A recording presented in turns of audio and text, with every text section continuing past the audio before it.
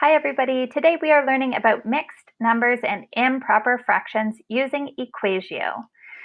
Our learning goal for today is that we are learning to model mixed numbers and improper fractions using area, set, and linear models. Now, up to this point, we have only been talking about proper fractions, or we've called them simple fractions. Now, those fractions always represent a number that is greater than 0 and less than 1.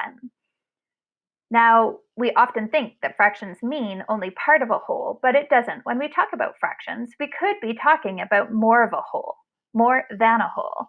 For example, for an area model, we might be talking about a whole pizza and some more of another pizza. For a set model, we might be talking about a whole chess set and a few extra pieces. And then on a linear model or a measurement model, I might need a whole cup of sugar and another half a cup of sugar. So fractions can represent numbers greater than 1, as large as numbers go.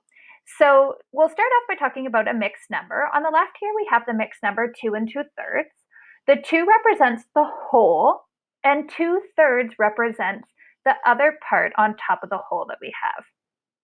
We notice that the numerator is greater than the denominator there, just like a proper fraction.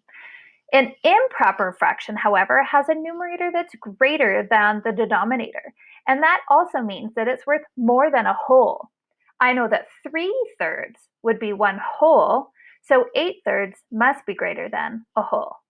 Now, 2 2/3 is actually the exact same amount as 8/3, and we're going to use our area model, set model, and linear model to prove that.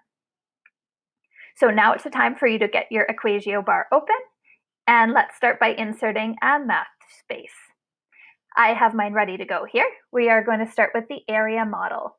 So let's start with our fraction circles to get started here.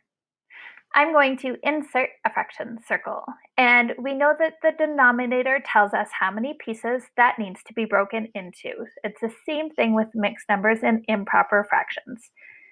So we are talking about a whole broken into thirds.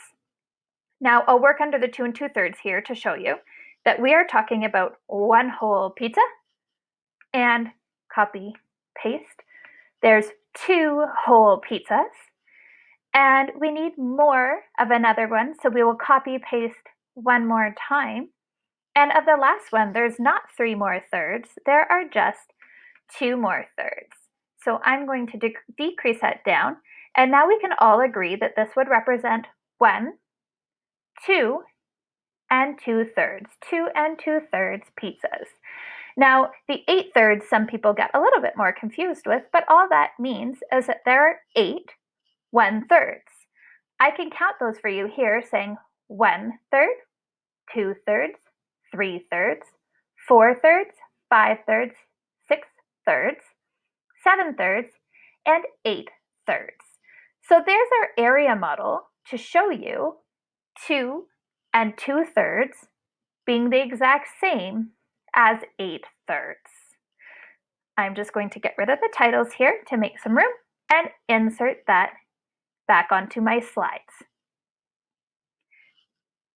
Next, let's get our math space opened up for our set model. Now for our set model, I have a little set of primary colored paints here.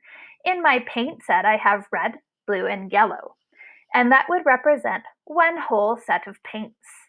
So to model 2 2/3 or 8/3, we are going to need a few more of those. Right now I have 1/3, 2/3, 3/3. Let's copy those and paste them again.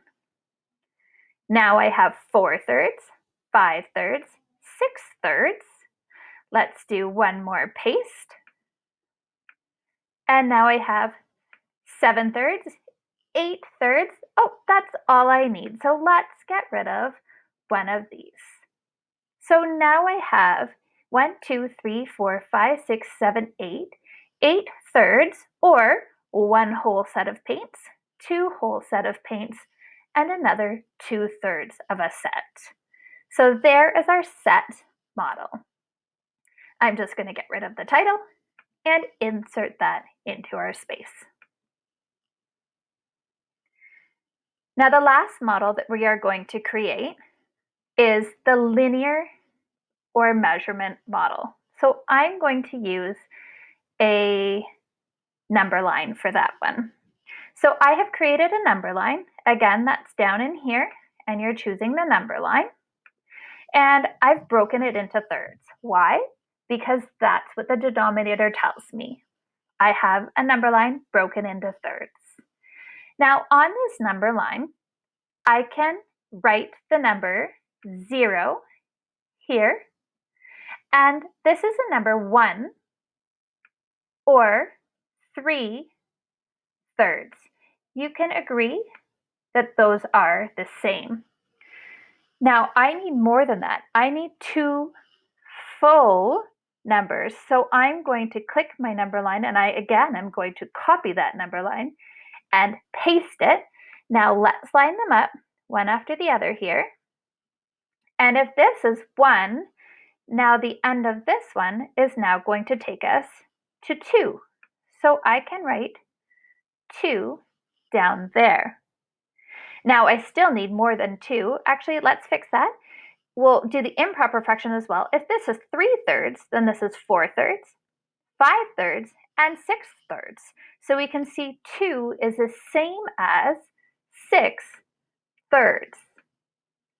I still need 2 more thirds either way, either 2 more to get here or 2 more to get here. So let's copy and paste that number line one more time. Copy, paste. Uh-oh, but this time I don't need the whole thing. I only need 1, 2 more thirds. So let's draw on that final line there. Let's grab a line to put. We always like to put it in another color, so let's just pick a color of your choice. I always go purple for our school colors. And I'm going to draw my line down right here to show that that is 8 thirds, or 2 and 2 thirds. Now, if I just change that back to black, I can show you that what number do you think would this be? Obviously, if 1 is on our number line here, 2 is 3 spaces later, then you can assume that this would be 3. Excellent. So I'm just going to get rid of our title one more time here. Uh-oh, undo. Let's choose our select tool. I will delete those and insert that into our math space. So that's it. It's not too difficult, but it is new, so it's time for you to give it a try. You can choose any mixed number and improper fraction that you would like to model. If I were you, I would keep it under 5, and then go ahead and create your 3 models. Good luck, I know you'll do great.